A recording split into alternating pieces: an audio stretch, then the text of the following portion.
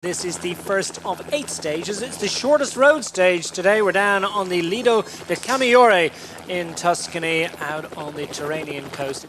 The route isn't too complicated either for the riders today. We've got 3 laps of a circuit out in the country that will offer us 3 short ascents of the Pittoro, and that will mean that we'll have someone to wear the King of the Mountains jersey into tomorrow's second stage. Then we come back down towards the coastline and into this right-angled circuit couple of times through the finish line to get a look at what awaits them. It's a long straight run along the coast. Will the wind play a factor this afternoon? Who knows? Just over 18k to go, just to give you that correction. Maybe even a little bit less, but fundamentally we're on the closing loop of this second circuit. 2.3 to go. They're all dropping off at the front. There are few that can sustain this kind of pace. Among them is Mathieu van der Poel. He's looking for the big wheel. He's looking for the glorious wheel. UAE Team Emirates trying to get organised and pick up their man, Fernando Gaviria. But this is such a turn, it's such an impressive turn. On the front from Ghana, VF Education first, move up on the left-hand side in the pink. Couple of parked cars that will cause confusion, but they've all managed to work their way around them. And it's the pink colours of the EF Pro squad on the front of the peloton. Magnus Kort to be delivered to the line. Bora Hansgrohe is trying to line up behind them. Now we've got the blue and white of the riders down, among them Merlier. And who else has hit the deck? Riders caught out there, everyone trying to avoid it. Inside 3 to go, and we hope that no one has been greatly inconvenienced by that. Have we lost any of our big sprinters? Merlier would have been looking after Mathieu van der Poel. Deceuninck Quickstep hit the front. We're not quite under the kite, we're very, very close.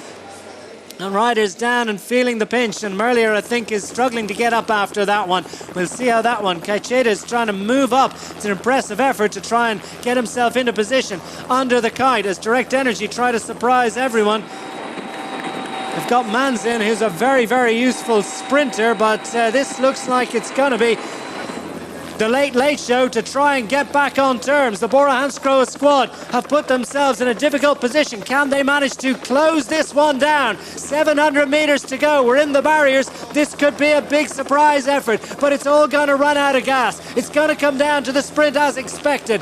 Who's going to be able to control on the front of the peloton? As it is, looks like it's going to be the lead out from Glory, the lead out to Glory for the UAE Team Emirates squad. Moving on the left-hand side, Gaviria goes for Glory. EF trying to go for Magnus Kort. Up the middle come the rest, but no one's going to stop Gaviria here. He's got bike legs. There's no one else within touching distance. Gaviria gets to the line. Oh, Ackerman was so close, and Ackerman claims it.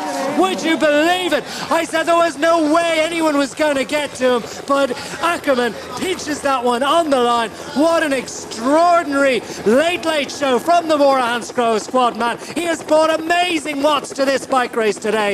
And Tirreno-Adriatico, stage 1 goes to Pascal Ackerman. And at this point, Ackerman looked dead and buried. He was way out of it, and Selig didn't know where he was. And indeed, he comes with such a run, decides to make that run on the barrier, and just chucks it up the inside. Enough room. It was a totally clean sprint. It was an impressive sprint, to say the least, and look at that for an output of what.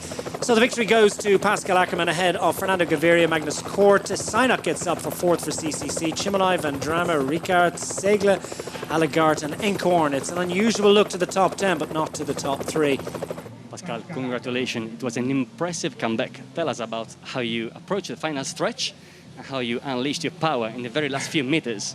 Yeah, I can say I'm really happy about the race today, that I finally won, because the last weeks were not that lucky. The shape was all the time good, but we never find the right timing or the good luck. And today I just can say thank you to my teammates, because they really trusted me. I was the whole week sick. I was just one time on the bike in the last 6 days. And yeah, I just can say thank you to them. And I think I'm really happy about my sprint. I have to see it again, because it felt amazing from what position I came from. And yeah, I just find a real gap on the right side. It wasn't that wide, but it was enough for me. And yeah, I'm just happy that I crossed the finish line first.